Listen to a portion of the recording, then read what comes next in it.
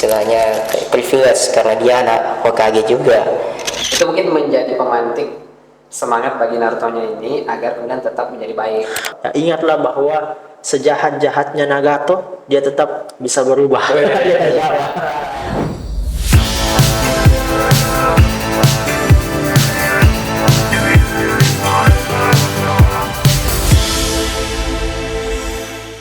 Bismillah, halo teman-teman sekalian, perkenalkan saya Ma'arif Amiruddin dan selamat datang di NZT Academy dalam program anime kelas, yang dimana kita akan membahas beberapa scene atau episode dari anime-anime, kemudian kita kupas, kita bedah, dan kita cari hal-hal positifnya yang kemudian kita bisa terapkan dalam kehidupan kita sehari-hari. Oke, di studio sudah ada dua orang yang luar biasa ya, suka nonton anime tapi tanpa meninggalkan aktivitas sehari-harinya ya. Karena ada juga orang yang nonton anime terbawa dengan tontonannya, hilang kehidupan sehari-harinya. Tapi teman-teman kita di studio ini, Masya Allah, selain berprestasi di dunia, dia juga nonton anime walaupun tidak sering-sering. Tapi yang paling pasti dia tidak meninggalkan kehidupan dunianya. Oh, sudah ada Kak Ari dan Kak Nida. Assalamualaikum. Gimana kakak sekalian? Alhamdulillah. Alhamdulillah. Oke, kita mau bahas apa nih Kak Ari? Ya, jadi sebelum masuk scene apa? Oh, sebelum masuk ke scene-nya tadi, tanpa meninggalkan kehidupan dunia, berarti memang belum meninggalkan kehidupan dunia, masih hidup. betul ya. Kalau sudah meninggalkan kehidupan dunia, tidak mungkin ada di sini. Ya, mungkin maksudnya kehidupan sehari-hari. Ya, betul. Jadi kalau scene dari anime Naruto yang paling menarik itu adalah kalau POV dari saya ketika dia Naruto dilahirkan. Hari lahirnya Naruto. Karena apa? Pada saat kelahirannya ibunya yang menjadi Jinchuriki, menyimpan apa itu? Menyimpan monster QB 9 di dalam tubuhnya, itu disegel. Ketika melahirkan, segelnya kan melemah. Nah, ternyata itu dimanfaatkan oleh penyusup untuk kemudian mencuri QB yang menjadi ibarat kata ya senjata terkuat sebuah negara, dan dalam hal ini namanya Konoha. Dan ternyata anti mainstream, mind blowing, ternyata yang mencuri itu muridnya sendiri, ya kan? Yakni Obito yang ternyata sekian tahun menghilang, lalu ketika dia hadir, dia telah menjadi pengkhianat desa. Murid dari ibunya wafat, bapaknya wafat, QB disegel ke Naruto, dan ya perjalanannya dimulai. Ya. Dan kalau dari Kak Nida, apa scene yang menurut Kak Nida luar biasa dan bagus, berkesan? Yang paling berkesan itu mungkin salah satu scene yang paling underrated buat dibahas ya, yaitu waktu Naruto kecil. Sama kecil ya. Ini waktu Naruto udah agak besar dikit. Sudah SD. belum masuk akademi. Belum. Waktu dia ya. Malam-malam tuh kelaparan. Terus dia mampir ke Ichiraku Ramen. Pas Ichiraku tuh udah mau tutup. Nah, di sini tuh diperlihatkan Bapak Ichiraku Ramen dengan kebaikan hatinya dia nyediain satu mangkuk terakhir buat Naruto. Di saat Naruto itu kan dipandang buruk oleh seluruh desa waktu itu. Iya. Dianggap monster kayak. Dianggap monster dan dijauhi oleh seluruh orang. Bahkan orang tua itu nyuruh anaknya tuh untuk nggak main sama Naruto. Jadi di saat semua orang punya pandangan buruk dengan Naruto, Paman Ichiraku malah memberikan satu istilahnya kebaikan atau kehangatan yang ia berikan itu betul-betul menyentuh. Karena dari situ kita bisa ambil pelajaran bahwa kebaikan itu memang nggak mengenal orang, nggak mengenal person. Artinya orang ketika mau berbuat baik, siapapun itu bisa berbaik, biarpun orang yang punya reputasi buruk di masyarakat. Termasuk ketika mau berbuat baik sama hewan kayak, kan saya pernah dengar itu ada pahala dari setiap lambung yang basah. Artinya kalau kita kasih makan hewan, ya walaupun hewan itu mungkin tidak berbuat apa-apa sama kita, bahkan cenderung mengganggu, misalnya kucing buang air sembarangan, tapi kita kasih makan, berbuat baik sama hewan tersebut, insya Allah ada pahalanya Kak ya. Oke, baik. Nah di situ mungkin Naruto malah salah satu hal atau beberapa hal kebaikan-kebaikan dari segelintir orang yang kemudian berbuat baik pada Naruto kan mayoritas mengucilkan. Iya.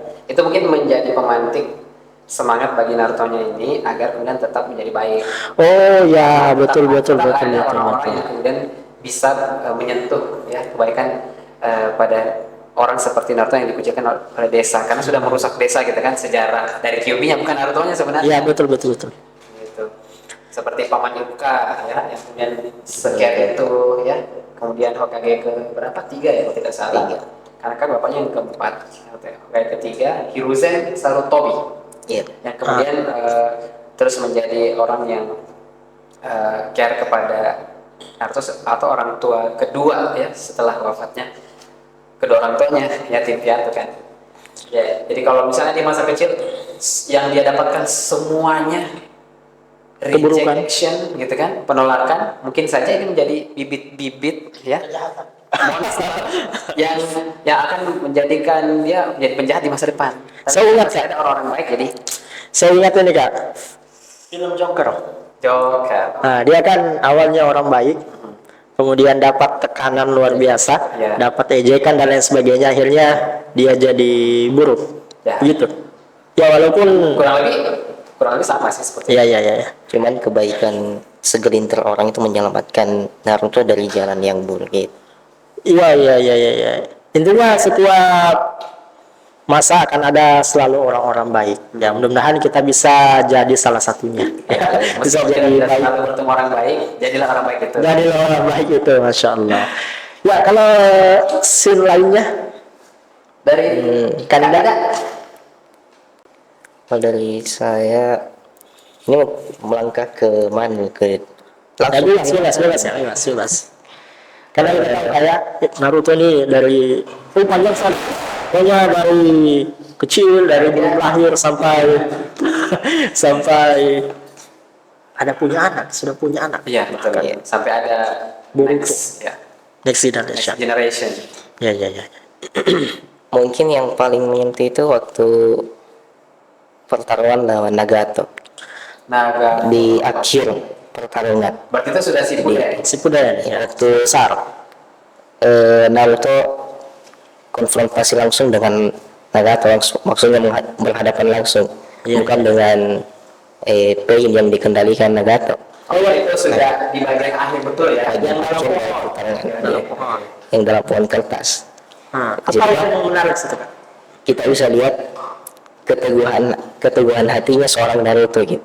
Di saat bahkan Nagato ini dengan pil yang dia kendalikan ini kan sudah menghancurkan satu desa yang dimana isinya itu banyak orang-orang kesayangannya Naruto, Keluarganya.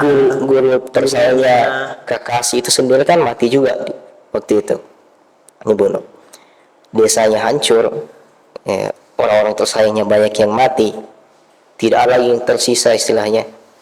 Tapi dengan keteguhan hatinya dia bisa nahan, dia bisa sabar di situ untuk nahan amarahnya, bahkan bisa untuk tetap berbicara di hadapan Nagato untuk kemudian istilahnya istilahnya netizen itu ceramah no jutsu di situ.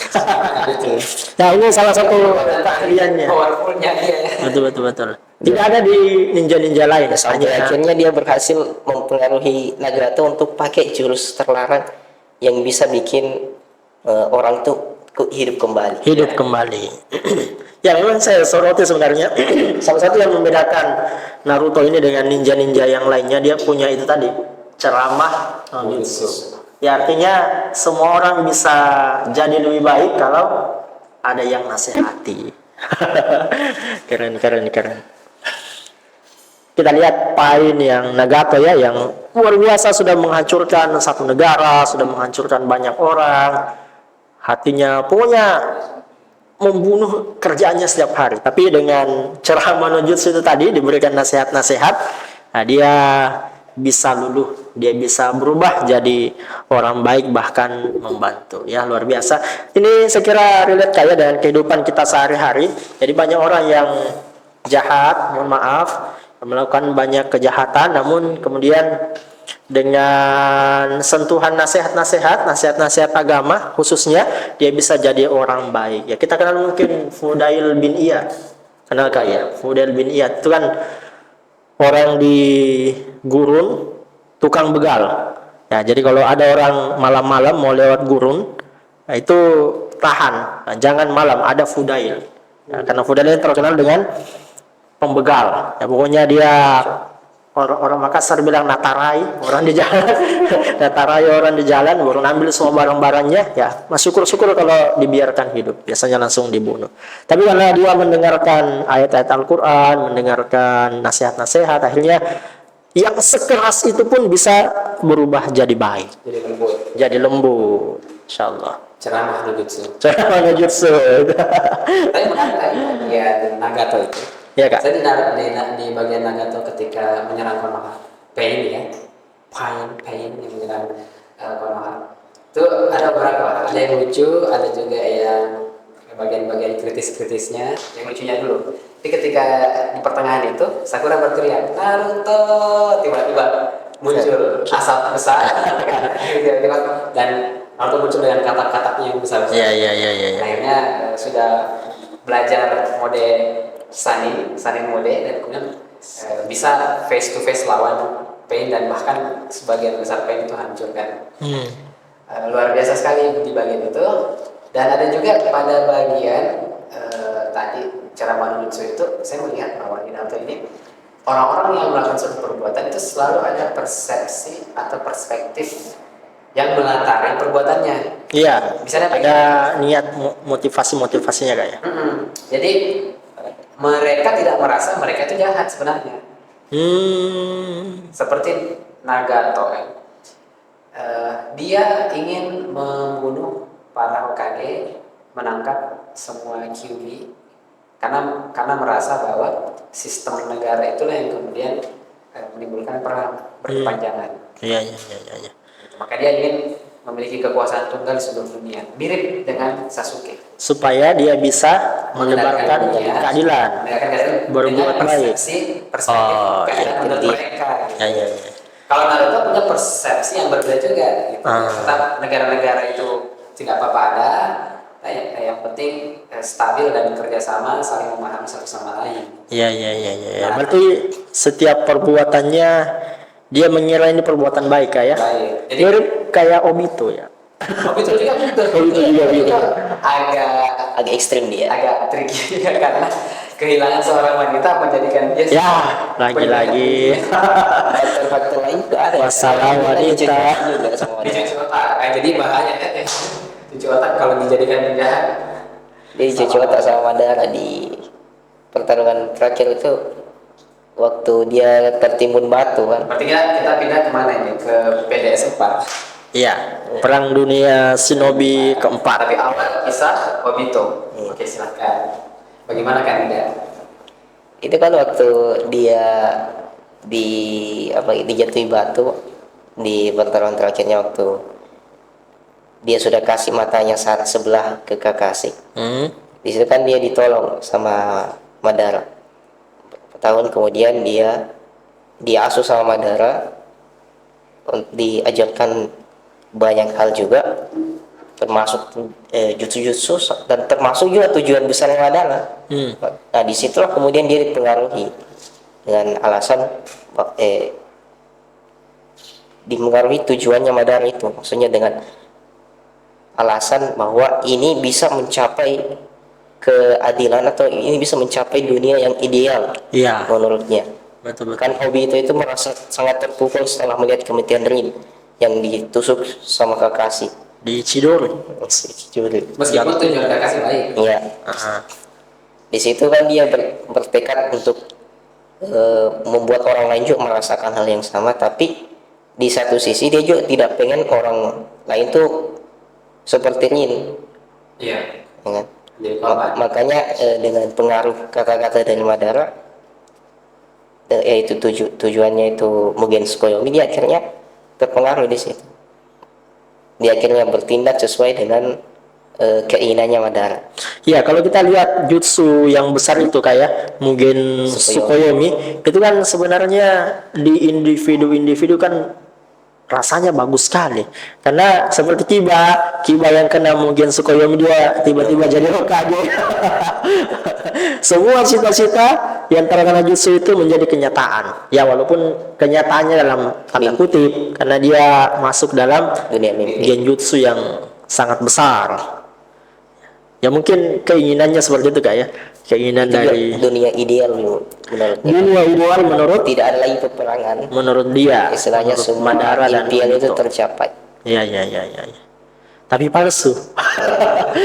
Ya itu masalahnya, tapi palsu. Berarti halu ya. Halu ya. Kebanyakan menghayal ini. Kebanyakan menghayal. Jadi tidak realitas yang dirasakan. Berarti itu cita-cita dari orang yang putus asa. Iya. Dia tidak bisa menerima kenyataan bahwa orang yang dia suka meninggal misalnya, atau dia semakin tua kayak Madara kan, dia semakin tua, dia tidak kuat lagi, dia tidak mau menerima kenyataan itu. Akhirnya dia membuat satu jutsu yang bisa membuat dia kuat terus seperti itu.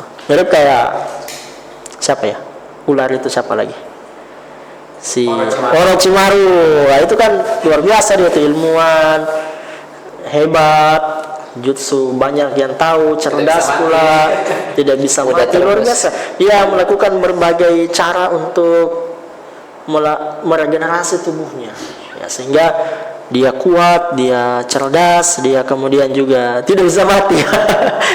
Luar biasa. Padahal sudah disegel sama Itachi ya, sudah disegel di pedang Totsuka yang menyerap itu. Nah, tapi dia tidak mati-mati juga. Ya, luar biasa Orochimaru ini. Ya, dari Kak Ari, apakah ada scene lain yang kira-kira berkesan? Ya. Pada PDS 4 tadi yang sempat disinggung, kembali lagi saya suka bahasnya soal perspektif. Jadi, Madara punya perspektif berbeda lagi. Dia menawarkan solusi Mugen Tsukuyomi, bahwa Mugen Tsukuyomi itu bisa mencapai tujuan perdamaian dengan cara mengikat semua orang dalam kepompong, kan, dan memasukkan mereka dalam dunia mimpi dan tidak ada perang, dan mereka mencapai kebahagiaan cita-cita mereka meskipun itu palsu. Tapi ternyata apa yang menjadi tujuan Obito ditunggangi Madara, Madara ditunggangi Setsu Hitam ditunggangi Kaguya, sampai bagian terakhir kan. Ini berlapis-lapis ya. Tunggang menunggangi tim 7 sampai tim 7 kemudian sama Kakashi dengan gurunya mengalahkan Kaguya. Seperti itu. Jadi hati-hati juga kita dengan tunggang menunggangi ya, tapi kita punya sebuah tujuan dan kemudian ditunggangi oleh orang yang lain yang kemudian berniat tidak baik, misalnya seperti itu. Persis waktu Naruto kecil kayak. Waktu kecil kan Naruto ditunggangi ya. Ada satu scene yang menurut saya menarik. Ketika masih kecil, masih di akademi, itu kan Naruto ditunggangi oleh salah satu gurunya yang tampaknya baik, ya padahal penjahat juga. Siapa namanya? Pengkhianat. Yang singa itu Mitsuki ya. Nah, dia memanfaatkan kepolosan Naruto kemudian untuk bisa mencuri gulungan jutsu, gulungan terlarang, yang dimana gulungan itu berisi jutsu-jutsu yang seharusnya tidak dipublikasikan, tidak diviralkan, ya, tapi dia ambil, kemudian dia pelajari, ya, dan dia memanfaatkan Naruto di situ. Nah, jadi kita belajar tidak semua orang asing itu baik. Iya. Orang yang kelihatannya baik juga bisa jadi bol. Iya. Cuma yang ingin saya tekankan juga selain itu tadi, bahwa memang dalam menjalani kehidupan ini kita butuh yang namanya prinsip, prinsip. Supaya kita tidak mudah dibohongi, tidak mudah ditunggangi untuk tujuan-tujuan tertentu, karena kita punya prinsip. Nah, prinsip seorang muslim harusnya ada terikat dengan hukum syariat, hukum Allah Subhanahu wa taala, ya, sehingga ketika ada tawaran-tawaran di mana saja, ya kita punya timbangan yang sangat jelas, ya timbangan syariat. Kalau syariat membolehkan, oke, kita manfaatkan dan kita jadi orang bermanfaat di sana. Ya. Tapi ketika syariat membolehkan, syariat melarang, tidak boleh seperti itu. Ya kita punya prinsip. Oh, mohon maaf, siapapun yang mengajak saya pada hal ini, ya no way, kita bisa cut dengan cepat. Nah itu sih kalau menurut saya yang kita harus punya, yang harusnya memang dimiliki oleh setiap muslim, bahwa kita harus punya yang namanya prinsip Batas lah ya. batas supaya tidak mudah dimanfaatkan Ya, oleh terombang-ambing. enggak terombang-ambing, terdistraksi. betul. Dari tujuan yang seharusnya. Iya. Oke, scene selanjutnya ya kita Siapa ini? bisa banyak bahas scene ini. Dari saya kembali ke masa kecil. Tadi kan kita mundur ke masa kecil kan, Iya. yang dengan Mitsuki. Jadi ketika Naruto sudah masuk ke akademi, ya akhirnya dia makin mengenal seseorang teman yang akhirnya menjadi sahabatnya. Sasuke? yakni Sasuke Uchiha. Masya Allah. Ini menarik juga nih Setelah kisahnya. kita melihat sutradara penulis Masashi Kishimoto ya, Iya. mempolarisasi dua orang ini, membangun karakternya dengan sangat baik, dimana kisah Naruto itu digambarkan sebagai seseorang anak yang punya cita-cita tinggi menjadi seorang Hokage untuk bermanfaat. Untuk bermanfaat dan untuk menolong orang lain. Iya, Jadi iya. dia menjadi kuat dengan tujuan itu, gitu. Sedangkan yang satu sahabatnya karena punya traumatik di masa kecil, Iya, Sasuke, keluarganya dan seluruh kliennya hampir semuanya dibantai. Itu Semuanya mengerikan itu ya. Hampir semuanya ya. habis semua. Habis semua ya. Sisa 3 yang tersisa mungkin. Iya. Itachi, Sasuke, Obito. Obito ya. Mungkin ya. Iya. Nah, Ya Obito pelaku juga dia. Enggak sama Itachi. Cuman problematik juga karena memang konflik antara klan Uchiha dan klan-klan yang lain itu memang agak agak tajam, tajam banget. Dan kemudian apalagi klan Uchiha ditempatkan pada posisi sebagai polisi Polisi yang dimana Konoha. selalu berhubungan dengan hukum dan tidak disukai oleh masyarakat.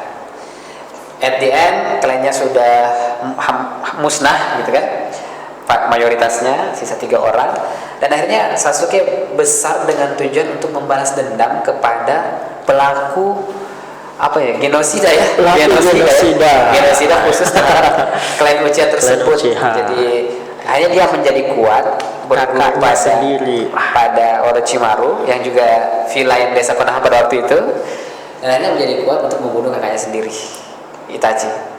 Tapi tujuan itu berubah lagi setelah dia tahu kebenaran. Dia tahu kebenaran dan Dia tahu kebenarannya. Ya ini menarik sekali sebenarnya kalau kita bahas Itachi ya, karena dia punya jalan hidup susah ditebak. Iya betul. Nah, bahkan bingung ya. Tapi Kenapa prinsipnya ya prinsipnya kuat? Serba salah juga Itachi ini, karena di sisi lain dia tidak mau ada konflik antara keluarganya dengan desa, Iya. yang pasti akan memakan banyak sekali korban. Betul. Nah di sisi lain dia juga sayang sama keluarganya ya. Iya. Akhirnya Jelas. dia ambil keputusan yang berat. sangat berat menurut saya. Dan pada akhirnya kita tetap harus mengambil keputusan. Ya betul. Kehidupan terus berjalan. Iya.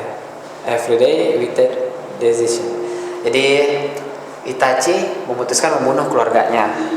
At the end Sasuke ketemu dengan Itachi, membunuh Itachi, dan nanti Sasuke tahu kebenarnya ketika pada PDS 4 lagi.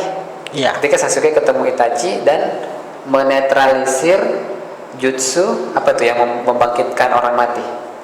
Edo Tensei. Karena ini kan jutsu yang paling Banyak masalah. Terlarang ini. paling terlarang ya, karena Bahaya. membangkitkan orang mati, dan orang mati yang kuat itu impact kerusakannya besar sekali gitu kan. Betul. Dan akhirnya Orang yang dibangkitkan cakranya tidak terbatas. iya Dia juga tidak bisa mati. Mati. kecuali Kecuali bisa disegel. disegel ya. Itu luar biasa di situ. Dia bikin kesulitan pasukan. Sampainya muncul Madara. Habis. Iya. Jadi pada waktu Itachi itu, ternyata kita tahu Itachi ini membunuh klannya untuk melindungi desa. Dan dia masuk ke Akatsuki untuk melindungi Konoha juga, melindungi desa juga dan mengawasi Akatsuki tersebut agar tidak terlalu pergerakannya tidak terlalu mendekat ke Konoha. Kepada Konoha. Mungkin di pikiran Itachi begini Kak ya, Uchiha ini Konoha ini kan sudah bersih tegang luar biasa. Ya. Ya, sebentar lagi pecah nih pertarungan. Ya kalau peperangan pecah pasti banyak korban, banyak yang mati. Akhirnya dia pilih untuk menghabisi ini supaya tidak ada korban yang lebih besar. Ya. Jadi kalau itu MC yang terlihat frontman MC, kalau Itachi itu shadow MC. Luar biasa kisah hidupnya, sangat mind blowing ya. Sekiranya yang paling menarik di kisah Naruto ini tentang Itachi nih, kan dia salah satu ninja yang paling kuat ya. Genius. Ya ada lagi kak Nida, scene yang menarik. Bukan menarik sih, bukan scene sebenarnya, tapi yang disorot dari kehidupannya Naruto di waktu kecil. Ya. Itu sebenarnya kurang dibahas atau mungkin kurang diperhatikan juga karena waktu kecil kita cuma nonton. Ya, dari sisi mananya kak? Tapi itu membuat kita itu bertanya-tanya ketika sudah dewasa, ini Naruto sebenarnya ini yatim piatu, orang tuanya tidak ada. Tapi dia punya rumah. Dia punya rumah, dia bisa makan juga tiap hari. Rumah bapaknya? Itu bukan rumah bapaknya, karena rumah bapaknya kan bukan di situ. Kalau kita diperlihatkan di scene lainnya, ternyata peran negara dalam kemudian pemerhatian anak-anak terlantar itu luar biasa di sini. Naruto itu tidak punya orang tua, meskipun dia dibenci di seluruh desa, tapi pada perhatikan ya. Baiknya tetap diperhatikan ya, meskipun memang ada istilahnya privilege karena dia anak Hokage juga, jadi diperhatikan sama Hokage ketiga. Tapi di situ ada ini kak, apa sih istilahnya, kontra dengan itu tadi ya. Artinya seakan-akan Naruto itu diperhatikan oleh Hokage, padahal seharusnya tidak seperti itu. Ya banyak teori di luar sana yang mengatakan bahwa Hokage ketiga itu koruptor. Kenapa? Ya kita perhatikan Naruto kan bapaknya Hokage ya. Ya bapaknya Hokage otomatis kaya dong, banyak harta. Tapi ketika bukan banyak harta, tapi istilahnya hidupnya sejahtera lah. Ya sejahtera. Nah, ketika orang tuanya mati, Naruto hidup bukan di rumahnya. Pertama, bukan di rumahnya bapaknya. Dia hidup di semacam apartemen. Nah, yang kedua kesulitan ya. Beberapa scene kita diperlihatkan uangnya habis. Nah, kemudian yang ketiga dia sering makan makanan basi di rumahnya itu. Ini kemana harta bapaknya ini? Kemana? Itu dipertanyakan oleh banyak netizen. Ini kayaknya Hokage ketiga nih. Korupsi ya. Perlu kita bahas. Netizen juga suka ini ya, bikin teori-teori ya. Ya. Karena saja bisa bikin teori juga karena anak yatim piatu seperti itu kan ditinggal sendiri, dibiarkan mengurus dirinya sendiri, ya pasti tidak bijak lah menggunakan harta. Sebanyak apapun dia harta yang diberikan kepadanya. Betul. Mungkin saja dia akan foya-foya karena dia belum tahu ilmu menggunakan harta. Apalagi anak laki-laki, bagaimana laki-laki mengurus dirinya. Iya. Pernah ke kos mahasiswa laki-laki? Pernah. Bagaimana kondisi tempatnya kan, baju bagaimana diserahkan ya, dan seterusnya. Ya betul. Bahaya juga kalau dikasih semua. Jadi kalau kita berteori ya bebas lah sebenarnya. Kalau scene yang menarik ada ketika Naruto nyelamatin orang yang punya nasib yang hampir persis sama dengan dia, yaitu Gaara. Kazekage Gaara. Kazekage Gaara kan, karena sama-sama monster kayak. Ya sama-sama menjadi wadah Jinchuriki gitu, wadah QB, yang satu ekor 9, sama-sama dibenci ya. Tapi perbedaannya ternyata dua orang ini punya penyikapan yang berbeda terhadap kehidupan. Iya. Pada awalnya. Meskipun pada akhirnya mereka sudah punya pemikiran yang sama, gitu kan? Yang satu mengikuti kebencian yang dialamatkan kepadanya, yang satu tetap berusaha untuk diakui oleh lingkungannya yang awalnya menolak, gitu. Nah, di sini akhirnya kenapa MC-nya judul filmnya bukan Gaara gitu kan? Gaara Shippuden gitu kan. Kenapa jadinya Naruto? Karena mungkin ya itu tadi salah satunya, karena Naruto meskipun dibenci oleh environment-nya, oleh lingkungannya, tapi dia ingin diakui bahwa dia juga baik dan bermanfaat. Artinya kalau dibandingkan Naruto dan Gaara sama-sama dikucilkan, sama-sama punya latar belakang tanpa orang tua, tapi si Naruto ini punya harapan ya, dia punya semangat ya, sementara si Gaara ini dia tidak punya itu. Iya. Sehingga dia kerjanya ya begitu saja, bahkan dia ditakuti karena punya monster. Akhirnya dia menampakkan diri memang seperti monster. Ya, beda dengan Naruto yang kemudian punya semangat, selalu punya harapan, ya, sehingga dia bisa melakukan hal-hal yang bermanfaat untuk orang-orang di sekitarnya. Tapi untuk diakui juga dia ya nakal. Ya. Sudah dilihat. Tapi nakalnya kan terkontrol ya, tidak sampai nggak kayak Gaara. Kalau Gaara kan nakal mati orang. Kalau Naruto nakal kan coret-coret gitu. Coret patung Hokage. Coret patung Hokage itu kan masih ini ya, masih lebih terkontrol daripada Gaara. Nah, berarti kita harus punya semacam optimisme yang sama, seburuk apapun keadaan yang kita hadapi sekarang. Gitu ya. Kalau dari Kanida, apa kira-kira tips supaya bisa tetap optimis? Tips supaya bisa tetap optimis.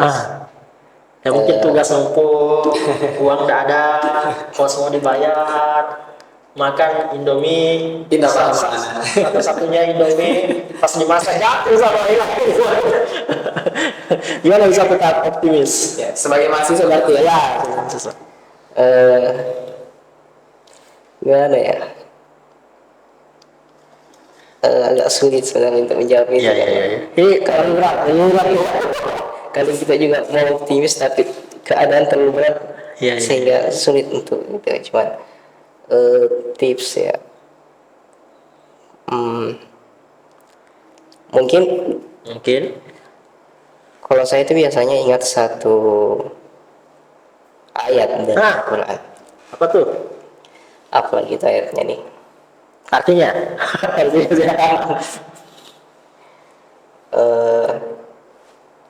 Ini biasanya dibawakan sama Ustaz Hidayat.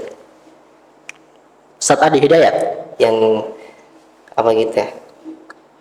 Intinya untuk kemudian mendapatkan rahmat Allah itu ya kita jangan menyerah gitu. Apa gitu?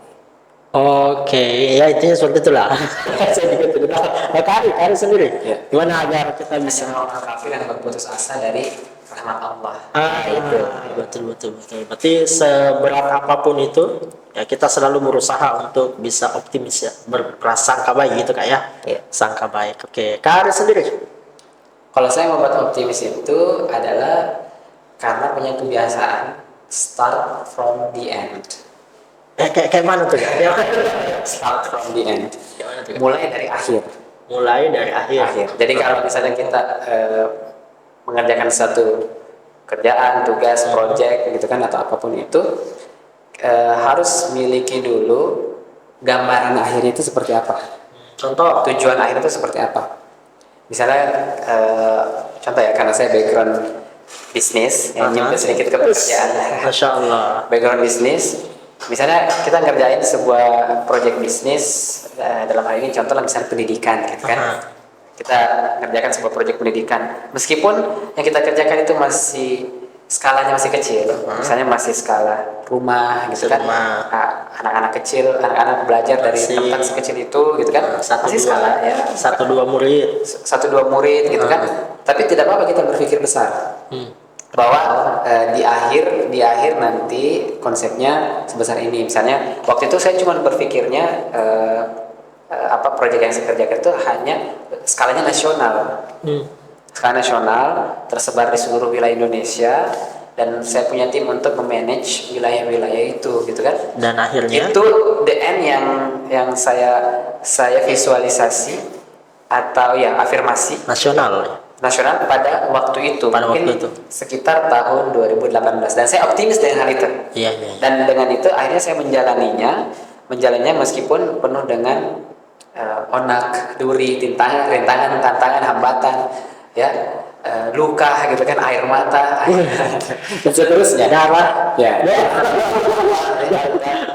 Jadi karena ada akhir seperti itu, dan ternyata ketika kita menjalaninya tidak semenakutkan yang apa yang kita khawatirkan.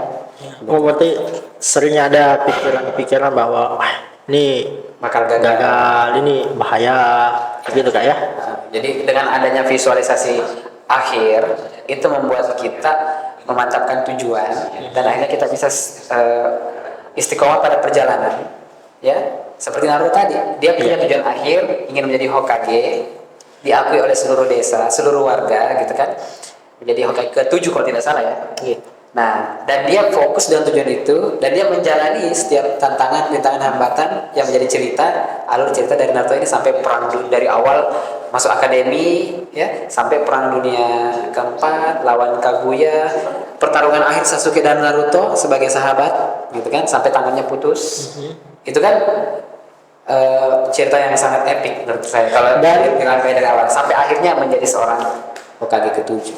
Dan Naruto selalu melakukan afirmasi, selalu menyebut saya mau jadi Hokage, saya mau jadi Hokage. Padahal waktu lawan Neji mustahil. Dikucilkan, idenya dikucilkan sama orang lain. Semua bilang mustahil. Neji Semua bilang mustahil. Apalagi Neji ini pengetahuan takdirnya keras kan. Dia mengatakan bahwa setiap orang itu sudah ditakdirkan dan tidak ada yang bisa merubah takdir tersebut. Iya, betul. Tapi Naruto kan membuktikan bahwa itu cuma nasib. Ya. Nasib itu bisa dirubah. Gitu kan? Jadi banyak sih tantangannya ya, yang akhirnya dengan berpegang pada the end of our story. Start apa tadi Kak? Start from the end.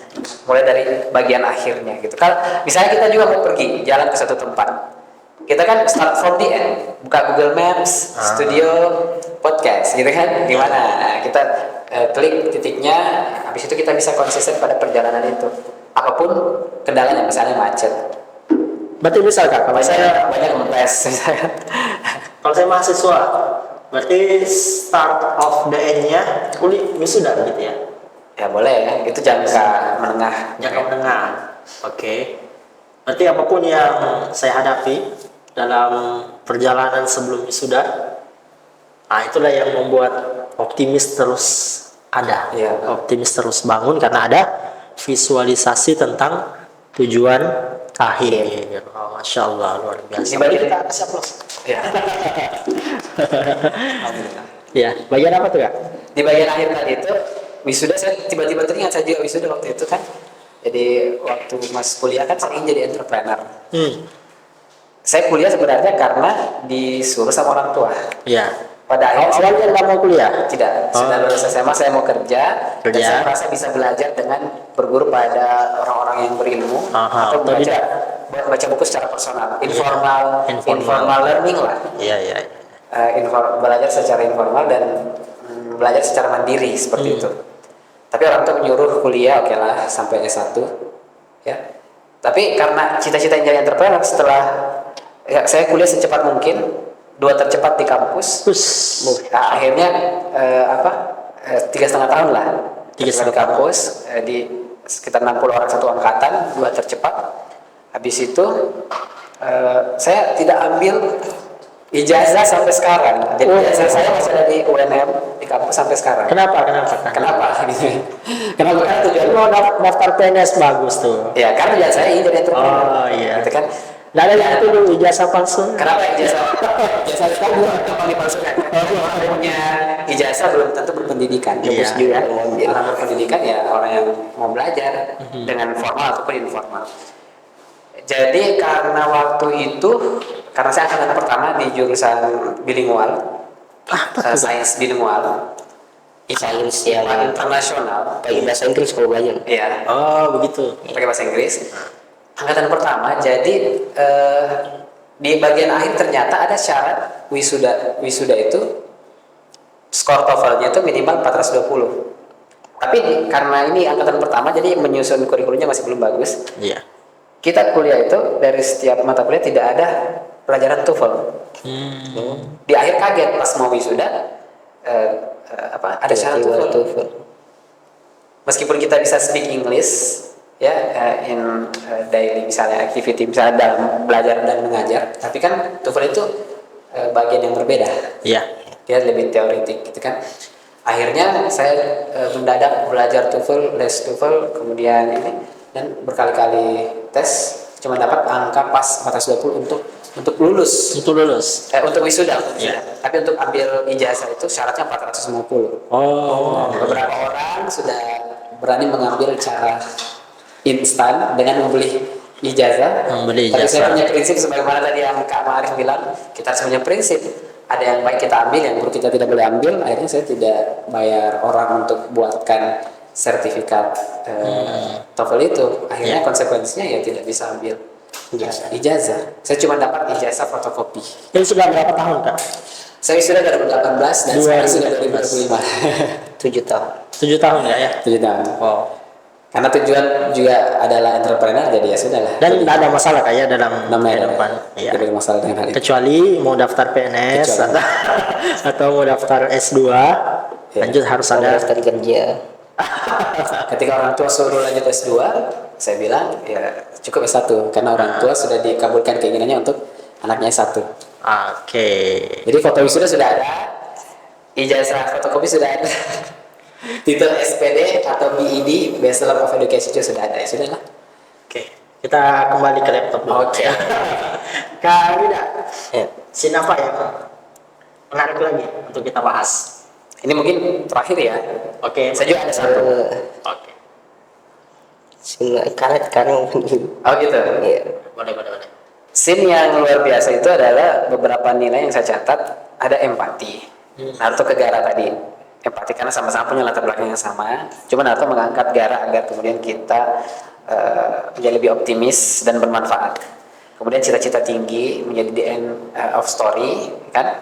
Akan jadi Hokage. Kemudian pertemanan juga, karena untuk mencapai tujuan bersama mereka berkolaborasi dengan baik dan mereka saling menasihati satu sama lain.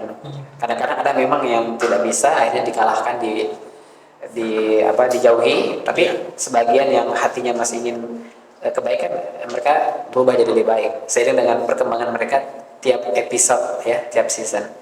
Kemudian bagian keluarga juga, gitu kan? Bagaimana ketika Kushina dan Hokage keempat Nindaime ya hadir dalam dunia internal segel QB dan menjelaskan kepada anaknya dan Nah, anak-anak itu scene yang cukup sedih. menguatkan hati anak-anaknya ini si Naruto bahwa kamu harus kuat dan kamu harus tegar untuk bisa mengubah dunia jadi lebih baik. Kemudian resiliensi atau perjuangan atau yang kemudian dia tidak mau menyerah, dia gigih dengan cita-cita yang luar biasa itu dan akhirnya bisa terwujud. Terakhir, Naruto tidak pernah membunuh satu orang pun. Setahu saya dalam setiap episode. Betul kan? Ya. Tapi Naruto selalu berhasil mengubah orang yang tadi ceramah Jutsu Iya. dari kemudian berada pada dark life ya, yang punya persepsi yang salah dalam POV Naruto ya, persepsi yang salah hanya menjadi persepsi yang lebih baik. Gitu. Itulah keahlian dia. Obito, Sasuke, Gaara ya, Bahkan Kyuubi yang kebenciannya Kyuubi Jangan bujut juga. itu jadi jinak ketika mereka gitu kan, itu bagian itu kayak Bisa saya ketika Naruto sama Kurama sudah adu tos gitu kan. Iya, artinya sudah jinak ya, sudah jinak. Ya kan, itu bukan cuma menjinakkan manusia. Iya, iya, iya. Menjinakkan monster ya. Kyuubi kan kebenciannya sudah ribuan tahun, tapi Iya. bisa kemudian dirubah oleh Naruto. Itu mungkin bisa disebut Naruto sudah mampu mengendalikan hawa nafsu ya. Iya. Iya. QB itu hawa nafsu monster besar dalam tubuh kita ya. Sebenarnya Yang selalu menghancurkan. iya, tapi harus dikendalikan. Tapi Naruto sudah berhasil mengendalikan hawa nafsu itu. Oke. Luar biasa. Luar biasa. Banyak sih yang bisa dipelajari. Ya, termasuk saya juga banyak yang bisa dipelajari dalam setiap scene Naruto. Ya kalau kita peka kalau kita peka melihatnya, itu saya kira banyak sekali hal-hal yang bisa kita pelajari, kita bisa terapkan, aplikasikan dalam kehidupan sehari-hari, sehingga kita dalam kehidupan sehari-hari itu menjadi lebih baik daripada sebelumnya. Baik, terakhir mungkin Kak sebagai closing statement. Kandidat, silakan. Closing statement. Intinya ya, ketika kita hidup di dunia itu, tujuan masing-masing orang itu kan sudah ada. Intinya jalani kehidupan itu dengan ikut pada jalan yang kemudian sudah ditentukan dari tujuan itu. Kalau misalnya Allah mengatakan bahwa tujuan hidup kita ini adalah ibadah, maka seharusnya segala sesuatu yang kita lakukan itu untuk menunjang apa yang menjadi tujuan itu. Naruto kan seperti itu. Betul. Dia latihan, dia pergi misi dan lain sebagainya, semuanya itu kan untuk menunjang tujuannya itu jadi Oke, berarti kita manusia itu kan tujuannya itu untuk ibadah. Iya. Maka segala sesuatu yang harus kita lakukan di dunia itu harusnya menjadi penunjang untuk ibadah itu. Iya. Kita kerja untuk supaya kita bisa sholat dengan nyaman, ya kan? Dan banyak hal-hal yang lain yang kemudian yang harusnya itu menjadi tunjangan bagi ibadah itu. Oke, berarti harus tahu tujuan dulu Kak ya. Iya. Harus tahu tujuan apa. Dan setiap muslim pasti tujuannya adalah ridha Allah, ya, ibadah kepada Allah, dan semuanya harus mengarah ke situ. Saya gambarkan seperti ini Kak ya. Poros, kemudian yang lain berputar di sekitar. Ya. Oke, luar biasa. Kak Ari, Sebagai closing statement Iya. ya. Harus ada basic thinking. basic thinking, Ya, dasar berpikir. dasar berpikir. Harus ada dasar berpikir. Kalau tadi kita bahas kita harus ada prinsip. Ingat, prinsip itu lahir dari basic thinking. Ya, dasar berpikir. Dan dasar berpikir kita sebagai seorang muslim adalah akidah. Akidah. Yang menentukan prinsip kita dan nanti yang membantu kita untuk menetapkan tujuan kita. Iya. Selain tujuan yang telah di set up sama Tuhan, tapi yang berikutnya adalah tujuan yang menjadi apalagi fungsi kita sebagai seorang individu di muka bumi. Iya. Misal, basic thinkingnya kita telah membuktikan Allah Subhanahu Wa Taala itu benar. Allah itu ada, the one and only Tuhan, pencipta dan pengatur kehidupan. Kita merasakan eksistensinya dan kita merasakan konsekuensi di dunia ini hidup untuk apa? Iya. Ya, dari kehadiran Tuhan, Allah misalnya, Allah Subhanahu Wa Taala. Allah mengatakan dalam Al-Quran, "Wa ma khalaqtul jinna wal insa illa liya'budun."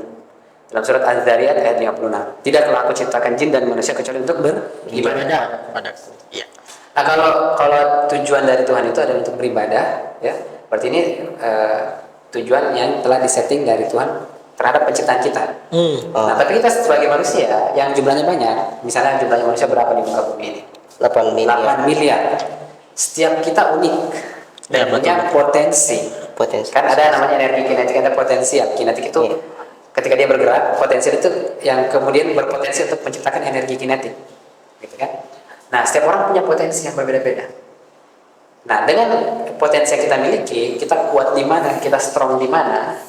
Nah, ini yang perlu kita maksimalkan untuk berkontribusi dalam beribadah kepada Tuhan.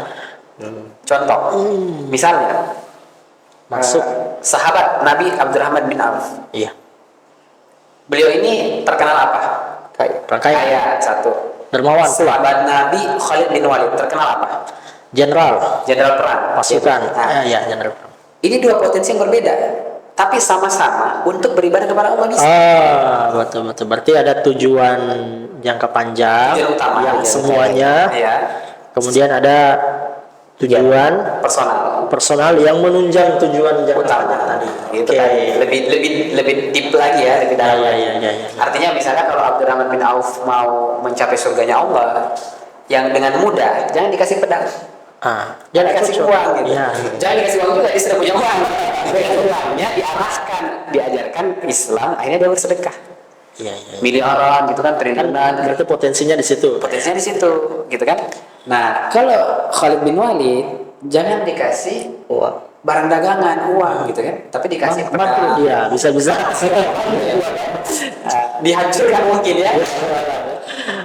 Jadi kasih dia pedang. Kalau era sekarang berarti kasih dia alutsista, posisi tertinggi di militer misalnya. Akhirnya mungkin mengirim tentara ke Palestina untuk membebaskan Palestina dan mengusir Israel, laknatullah alaihi misal, gitu kan? Kalau di zaman sekarang. Nah, jadi setiap orang unik, setiap orang punya potensi, maka berkarirlah di dunia ini dengan potensi yang kita punya. Seperti itu. Berarti kita harus punya tujuan spesifik Kak ya. Spesifik sesuai dengan potensi kita masing-masing yang tentu akan menunjang tujuan utama dari setiap hamba Allah. Oke. Kalau saya pribadi closing statement itu boleh kayak saya boleh juga. Ya, saya ingin menyoroti tentang dakwah no jutsu atau ceramah no jutsu. Semua orang bisa berubah dengan dakwah. Maka diperlukan orang-orang untuk selalu berdakwah. Ya, karena kalau tidak ada orang yang berdakwah, maka kejahatan semakin merajalela. Namun ketika kita berdakwah kemudian mendapati kebebalan yang luar biasa dari target-target dakwah, ya ingatlah bahwa sejahat-jahatnya Nagato dia tetap bisa berubah. Ya, saya kira demikian. Ada lagi Kak? Aman ya. Oke, nanti insya Allah kita bisa berjumpa dalam kelas selanjutnya. Mudah-mudahan bermanfaat. Demikian, subhanakallahumma bihamdik, asyhadu an la ilaha illa anta, astaghfiruka wa atubu ilaik. Wassalamualaikum warahmatullahi wabarakatuh. Waalaikumsalam warahmatullahi wabarakatuh.